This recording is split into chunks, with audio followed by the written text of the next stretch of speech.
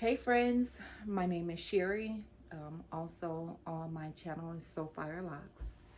So friends, today I'm just coming to you with a quick story time. And pretty much I'm just explaining what transpired up to the point for me deciding to get a full hysterectomy. So maybe when I was probably 25 years old, and this situation has been going on for a very long time. So right around the time that I was 25, I was pregnant and discovered that I had fibroids. So the fibroids during that time, they were small. My doctor also during that time would tell me not to worry about them. It was no big deal. And he would literally go in with 4 clamps and just pull them out. At that time, it was like little small tissue, maybe about this big. It was just small enough and big enough just to cause a little bleeding during my pregnancy, which also caused me concern. So for him to relieve my concern that I have, he literally just, he will pull them out. And I believe we had to do that maybe 2 or 3 times in my first 2 pregnancies. So it's been 26 years ago. So leading up to this point now, maybe about 19 years ago, I was diagnosed with endometriosis, and I was doing a bunch of work like outside of my yard. Then I would just notice that the more I moved around, I was bleeding, but it was definitely not time for my menstrual cycle. So I remember the craziest thing. I was with my ex-husband, but he was there, my fiance. So I was with my ex-husband. Here it is. I'm like bleeding, doing work. And also I noticed that like if we were having intercourse that I would bleed too. So I pulled him. I'm like, I don't know what's going on. You better make sure that I do not have any diseases, or you don't have any diseases, because if you do, there's going to be a problem. So I pull him. We're like, I'm calling my doctor. We're both going to see my doctor. So when I get there, I'm like, I don't know what's happening. However, I think this man has given me something. I need to be checked, and then we need to figure out how he's going to be checked. So she comes back and she's kind of laughing at me. This has been my doctor since I was like 21. And I think at the time I'm probably about 33 or so. I don't know. So she's kind of laughing at me and she's like, you definitely don't have anything. So, sir, you're safe. You don't have any diseases. There's nothing to worry about. However, you do have what we call endometriosis. So that bleeding that you have been having, that abnormal bleeding on the outside of your period, is because you have this endometriosis, and that is when the lining grows on the outside of your uterus and it sheds throughout the period, before the period, even after the period, it sheds blood. So it's getting rid of old cells pretty much. So instead of it going on the inside of the uterus where it's supposed to, everything, it collects this lining, this tissue, extra tissue collects on the outside of the uterine wall. So that had been going on. I'm like, so how do you get rid of it?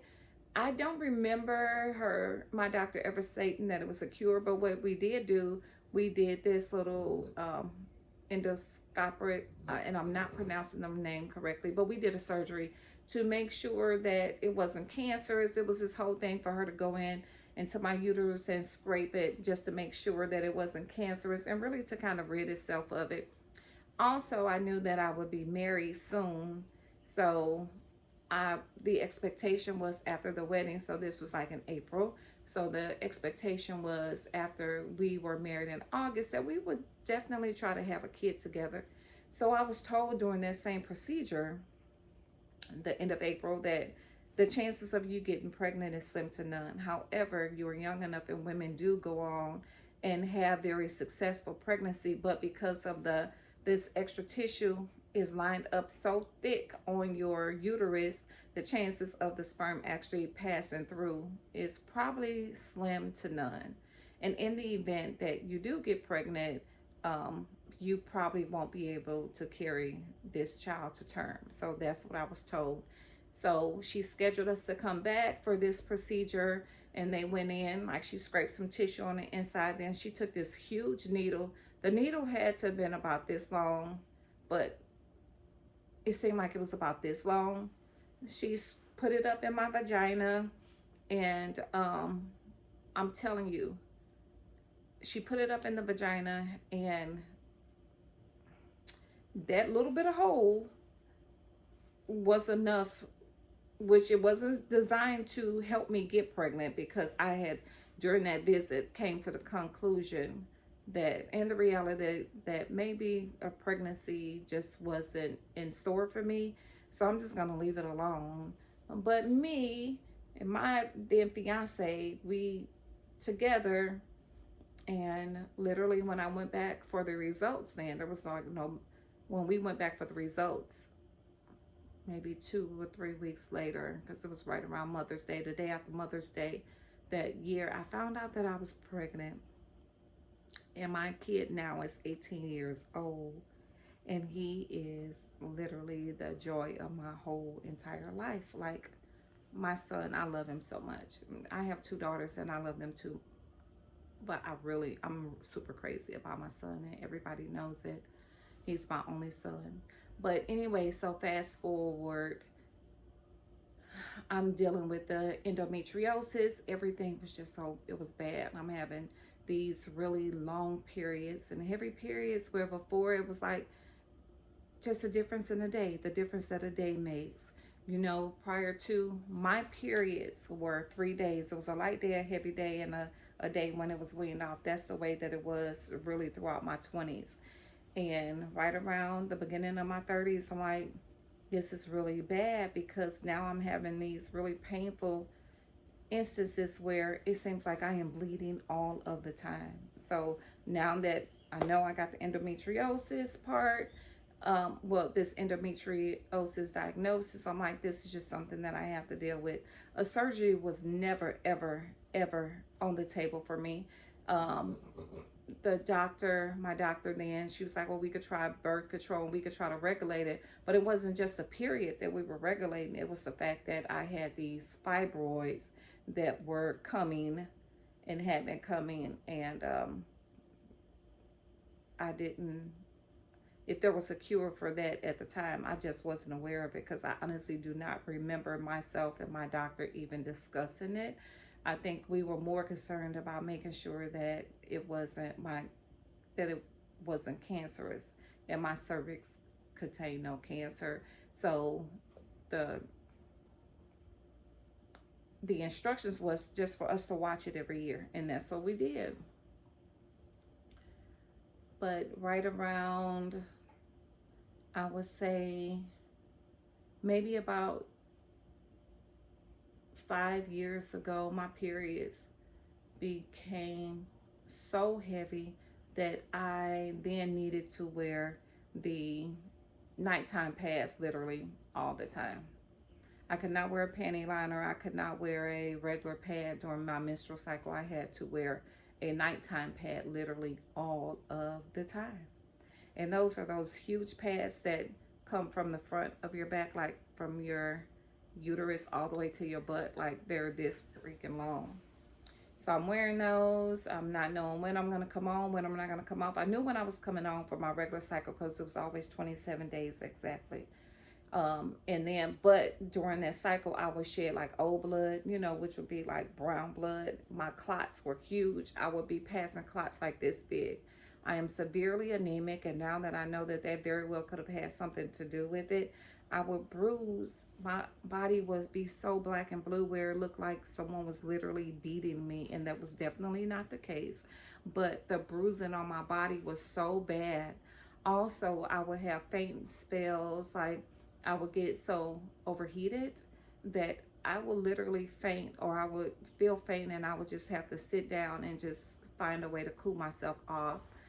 I started taking iron shots, and I would take some iron pills. The iron pills did not help me. They actually made it worse, constipated. So now I am living in a new life where I had to accept the fact that I have endometriosis and I'm severely anemic, and my blood count is low, and that's just where I live, between the my numbers being between like 6 and 8, and I think they were supposed to be around 11, maybe 11 to 14. I've never made it to that point, and it's been over 20, almost 30 years. So I'm going through this, the extended periods, and I developed these migraines. So now I'm living with extended periods, irregular periods, migraines. I am having sharp pains in my uterus and my cervix, just my groin area, that absolutely hurt. They would just come and go, painful periods. And maybe the last 5 years, I start having really, really bad back pains also. So right around the time of my period, I'm just having bad back pains. Now my period is lasting maybe a week or so, and but I'm still bleeding between the actual normal cycles. Like I could never ever tell when I was gonna have a period, and it was no longer like it was originally when I got the endometriosis diagnosis. Like if I'm doing any extra work or anything, or strenuous work, or even with intercourse, it was no longer that. It was just pretty much whenever it felt like it. Migraines lasted. I was literally having migraines probably every day. I then get prescriptions to treat the migraine, but nothing about the, again, hysterectomy had never been brought up. And also during this time after my son, I had never ever been checked again for fibroids. So just to fast forward it to this past year, back in October, the bleeding ramped up, and it was to the point where I could not have intercourse, because if I did have intercourse, I would bleed during that time. And the oddest thing was that in the event that I had a regular period, the only thing that really was giving me some relief is if I actually had intercourse during the time. Like I hurt so bad. I know it's odd, but it hurt so bad. Like my butt hurt. Felt like my bottom, my uterus was literally coming out of my body. Everything just hurt so bad. Like I hated being a girl. Like I honestly felt like it was a curse. I absolutely hated being a girl, hated being a woman. I just could not believe that all of this stuff was happening to me. I felt like there was no relief, like this was my new normal. Always feeling just unclean, you have to shower all the time. It was just so much. Like it was just so much. So the whole time, really after October, now my periods are not coming every single month. They're like skipping a month. And I'm thinking, okay, well, I just turned 50, so maybe I'm going through menopause. So go take a pregnancy test. Definitely not pregnant. But then I'm not pregnant, so is my cycle late? It's never been late. It was just a regular and more consistent. So find out that I'm not pregnant. Then it got to the point where I couldn't lift my legs, like walking up steps. I'm so exhausted. I am so tired, literally all of the time. Go to work one day and I'm like laying up against the wall trying to get some relief. My back is hurting, my butt is hurting, my stomach is hurting, vagina is hurting. Literally everything is just in freaking pain.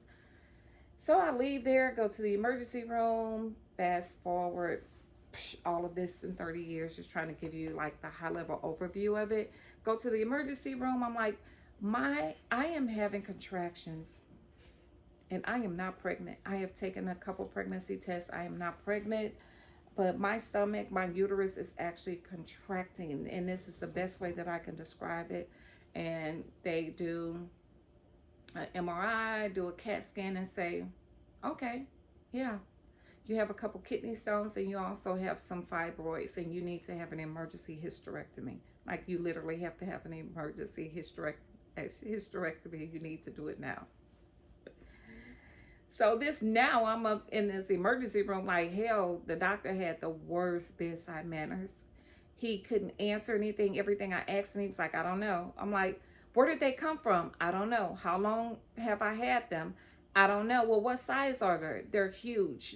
It's quite a bit. You have a couple of the size of, he said you have a few. So you have some small kidney stones, but then you also have these